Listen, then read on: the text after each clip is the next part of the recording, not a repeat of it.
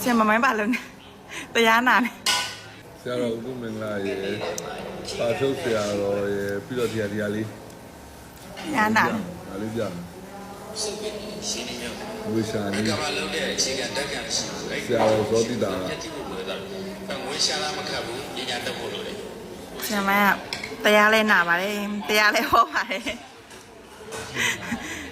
ကိုယ်တိုင်လဲဟောပါတယ်တရားလဲနာပါတယ် investment လို့ဆိုတာချိုးတင်နေတယ်အေးစေးသူကကန်းကြီးလဲသွားလိုက်တာပဲနော်ဘွဲတွေပါလေလက်တက်နေတာပဲမတန်လည်းပြင်းဝင်နေတာသူရင်းနှီးမျိုးနာတယ် အဲ့တော့ဆရာမမိုင်းကတရားလဲနာပါတယ်ရှင်မတရားတော့နာမထောင်ဆရာမိုင်းတော့အခုနာတာဆရာမမိုင်းနာတာပြီးပြန်ပြောပါမှာပဲမတရားတိရတာဗောနော် တော်တယ်ဆိုတဲ့သူကသင်သက်မပြတ်လေ့ကျင့်နေတဲ့သူပဲလေ့ကျင့်မှုရက်သွားတာနဲ့မတော်တော့နောက်ခဏလေးနေတော့မတော်ဒီလိုဖြစ်သွားစင်သက်ပြတ်လေ့ကျင့်နေမှလူကအမြဲတမ်းတော်နေတာ sharpen your brain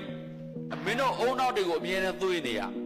မင်းတို့ရဲ့အလေးကျင့်ကောင်းတယ်အမြဲထက်မြက်နေအောင်ဓာသွေးသလိုသွေးနေရအဲ့ဒါအရေးကြီးတယ်အောင်မင်းတဲ့ဘဝရောက်ဖို့ဘယ်ချိန်တည်းပြင်ဆင်ရဥအောင်တို့လည်းပြောမှာပေါ့ကွာမင်းတို့ကွင်းရတဲ့ဘဝကခုနကမှစိုင်းဝလေးကျ1984ဥအောင်ကွင်းရအောင်ကွင်းရဆိုငါမွေးတဲ့နေ့သူကွင်းရရောက်နေအခုသူတထေးဖြစ်နေအခုကမင်းတို့ကွင်းရရောက်ခိုင်းမရောက်ချင်ဘူးအလုတ်ကသေးသေးမွားမွားလို့ထင်တာလေအဲ့ဆိုအနှစ်40ကွင်းရအောင်တဲ့အချိန်ကနေနှစ်40မှာဥအောင်ဆိုပြီးဒီနေ့အောင်သမားလေးဆိုပြီးဖြစ်လာလွယ်လွယ်လေးတိဆောက်တာ40ကျော်ခကြီးတော့